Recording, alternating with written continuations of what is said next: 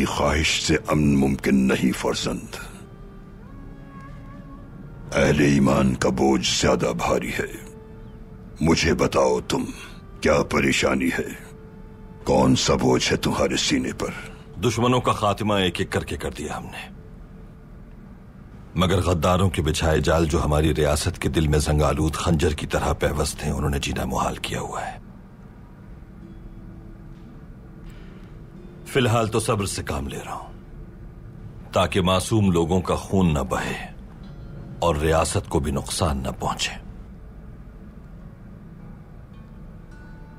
लेकिन यह अजियत सहना आसान नहीं है लोगों के लिए।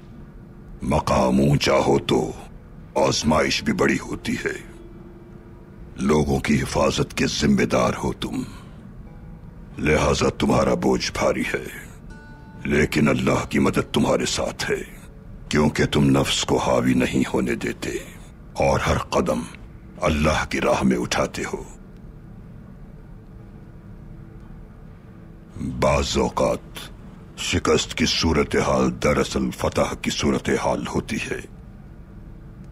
अभी मैं सूरह फतह की तिलावत के दौरान रब्बे जुल जलाल की हिकमत का शुक्र अदा कर रहा था।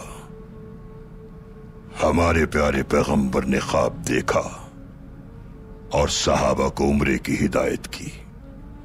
सहाबा कराम ये सुनकर बहुत खुश हुए, क्योंकि तमाम सहाबा हिजरत मदीना के वक्त अपने अहलो अयाल, अपने कारोबार और अपने मस्कन मक्का मुकर्रमा ही में छोड़ आए थे।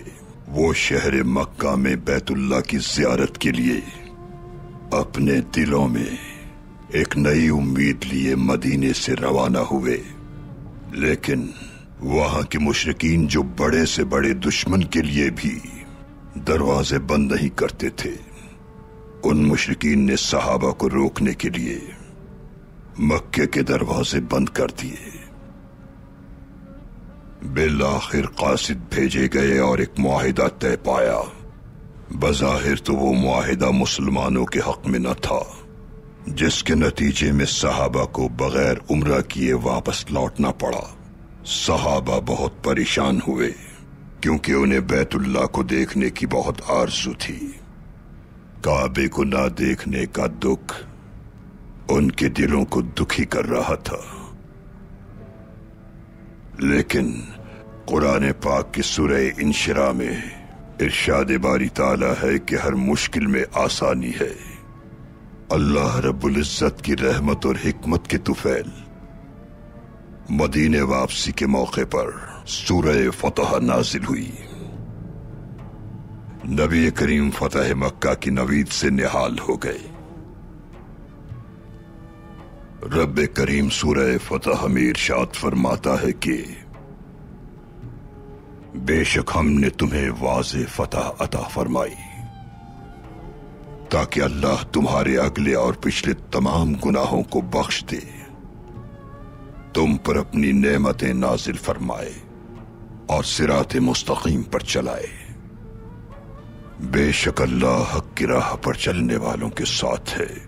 जिसे हम बुराई के तौर पर देखते हैं, उसमें बहुत सी बरकतें और नेमतें पोशीदा होती हैं। इंशाअल्लाह ये बरकतें और नेमतें हमेशा हम पर रहेंगी।